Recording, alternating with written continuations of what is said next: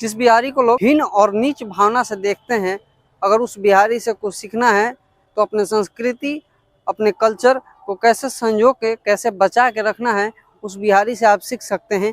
क्योंकि एक बिहारी ही ऐसा समाज है जो कि उगते सूरज नहीं, डूबते सूरज के साथ पूजा करता है और अपने भारत के सबसे कठिन, विश्व के सबसे कठिन महापर्व छठ को मनाता है। अगर ये चीज देखनी है तो मात्र बिहार में आप 3 दिन आइए और इस चीज को आप महसूस कर सकते हैं, देख सकते हैं और समझ सकते हैं। क्योंकि बिहारी समाज कैसे अपने इस कठिन व्रत को करता है, और इस चीज को आप जब देखिएगा तो उनको गाली देना, उनको नीच भावना और हीन भावना से देखना आप बंद कर दीजिएगा। लोक आस्था का वो महापर्व छठ पूजा जो आज बिहार, यूपी, झारखंड नहीं, आज पूरे विश्व में गर्व के साथ मनाया जाता है और पूरे भारत में नहीं, पूरे विश्व में इसकी डंका बज रही है। क्योंकि आज किसी भी क्षेत्र में एक बिहारी हो, कहीं भी हो, अपने देश में हो या देश से बाहर विदेश में हो, रहता हो, मगर छठ की ये धुन अगर उसके कानों तक पहुंच जाती है तो वो अपने सारे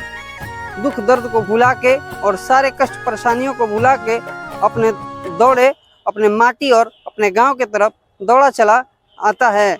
मगर कुछ लोग ऐसे हैं जो हमारे बिहार को जात के नाम पे, संप्रदाय के नाम पे बांटते हैं। वो नेता भी यहाँ पे आए और इस चीज़ को देखें कि हम एक साथ कैसे इस छठ पूजा को मनाते हैं। ना वहाँ पे जाति देखी जाती है, ना वहाँ पे संप्रदाय देखा जाता है, ना वहाँ पे कोई धर्म देखा जाता है। सारे एक ही छठ घाट पे हम लोग साथ बैठ के भगवान सूर्यदेव को, डूबते सूर्यदेव को और उगते सूर्यदेव को अर्घ देते हैं और एक साथ कोई वहाँ पे भेदभाव नहीं किया जाता। अगर इस चीज़ को देखना है तो आप बस 3 दिन बिहार में आके रहिए और इस चीज़ को आप ज़रूर देखिए। क्योंकि ये नहाए खाए से शुरू होने वाला ये छठ महापर्व अपने अंतिम भगवान सूर्य को, उगते सूर्य को अर्घ देने के बाद पारण के साथ ये छठ पर्व का समापन होने वाला छठ महापर्व कैसे लोक आस्था और अपनी संस्कृति को संजो के रखता है, इस चीज़ को देखना है तो आप एक बार बिहार जरूर आइए। और चलिए, तो मेरा नाम सोनू सम्राट है और आप न्यूज़ हट देख रहे हैं। मेरे चैनल पे अभी तक नए हैं तो चैनल को सब्सक्राइब कीजिए, लाइक कीजिए और बेल आइकन दबाइए कि मेरे चैनल से जो भी नया वीडियो है आप तक पहुंच सके। आपकी जानकारी के लिए बता दें कि छठ महापर्व जो दीपावली के 6 दिन बाद मनाया जाता है, यानी देखिए 6 दिन बाद क्यों मनाया जाता है, इस बात की जानकारी और छठ पूजा की कुछ महत्वताओं के बारे में इस वीडियो में चर्चा करेंगे। तो वीडियो में अंत तक बने रहिएगा और बताते हैं कि छठ महापर्व दीपावली के 6 दिन बाद ही क्यों मनाया जाता है। तो चलिए इस वीडियो में आप बने रहिए। देखिए, छठ महापर्व दीपावली के 6 दिन इसलिए बाद मनाया जाता है क्योंकि छठ जो षष्ठी तिथि यानी षष्ठी तिथि को मनाया जाता है, जो कि दीपावली के प्रथम चरण से लेके 6 दिन षष्ठी तिथि के रूप में माना जाता है।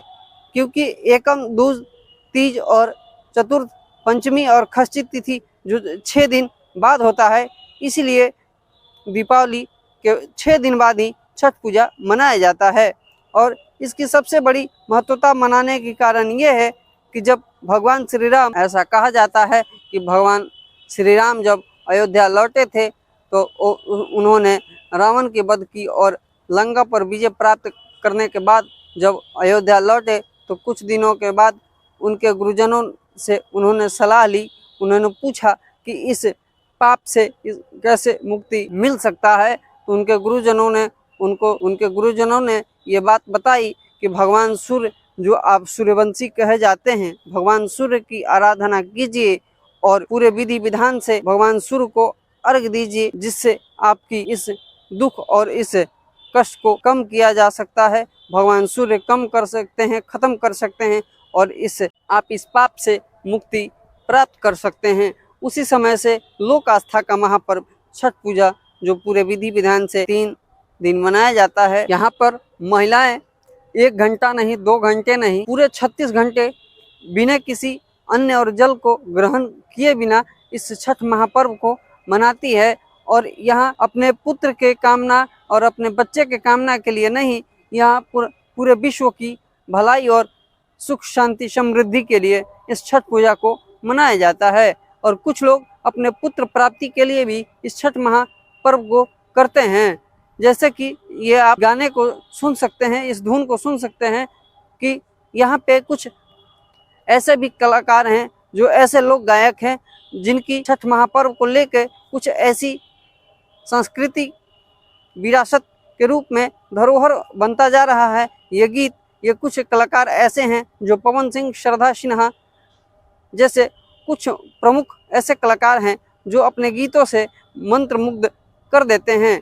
और इस छठ महापर्व को करने में हमारे पारंपरिक आस्था लौकिक गीतों की काफ़ी महत्वता मानी जाती है, क्योंकि जब ये पर्व शुरुआत किया जाता है तो अपने पारंपरिक गीतों के साथ इस छठ पूजा को मनाया जाता है। और इसके हर विधि में हर समय अपने संस्कृति को लेके एक गीत का उच्चारण किया जाता है कि जो महिलाएं अपने घर से निकलते वक्त हर समय उस गीत को उच्चारण उस घाट तक करती हैं, जहां पर हम भगवान सूर्य को, डूबते सूर्य को और उगते सूर्य को अर्घ देने जाते हैं। और अपने सर पे बड़ा सा दौरा लेके उसमें सारी फल सामग्रियां रख के और अपने उस घाट के तरफ, जहाँ पे गंगा के किनारे या किसी नहर या पोखरे के किनारे उस घाट को निर्माण कराया जाता है, जहाँ पे भगवान सूर्य की आराधना के साथ, पूजन के साथ ये पर्व मनाया जाता है। और काफ़ी विधि विधान से इस पर्व को मनाने का एक ही उद्देश्य है कि भगवान सूर्य जो साक्षात दर्शन देते हैं और सबको सुखी रखने और सबकी मंगल कामना के लिए ये पर्व मनाया जाता है। ये वीडियो आपको कैसा लगा आप कमेंट करके ज़रूर बताइए। और मेरे चैनल पर अभी तक नए हैं तो चैनल को सब्सक्राइब कीजिए, लाइक कीजिए और बेल आइकन दबाइए कि मेरे चैनल से जो भी नया वीडियो आए आप तक पहुंच सके। और अभी तक मेरे पेज से नहीं जुड़े हैं तो सोनू सम्राट और न्यूज हट पेज दोनों को फॉलो करके आप फेसबुक पेज से जुड़ सकते हैं। तो चलिए, बहुत बहुत धन्यवाद आपको वीडियो में अंत तक बने रहने के लिए। जय हिंद।